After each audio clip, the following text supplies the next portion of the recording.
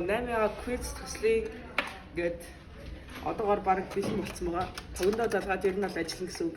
Тэгээд энэ ажиллах зарчим нь гэвэл энэ дээрээ асуулт нь гарч ирнэ. Тэгээд А, Б гэж хоёр дараалж дээр нь А, доор нь Б.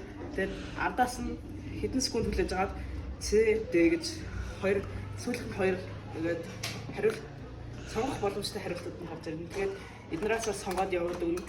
Энэ А, энэ Б, энэ С, энэ Д гэж хогж байгаа.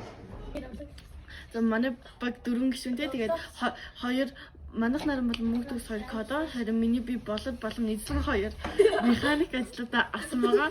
Тэгээд манай механик ажил дээр нэг тийм асуудал гараагүй манай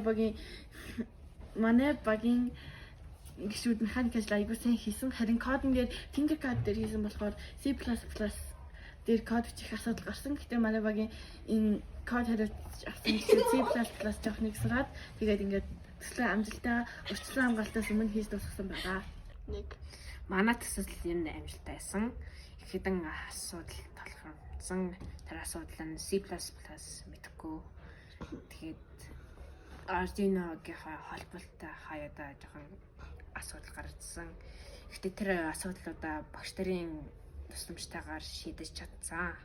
Нэг манай багийн төсөл аягүй сайн явж байгаа. Бүх багийн гишүүд маань аягүй шаргуу өөрөөсөө дааж авсан ажлуудаа сайн гээд багийн ажлаа сайтайгаа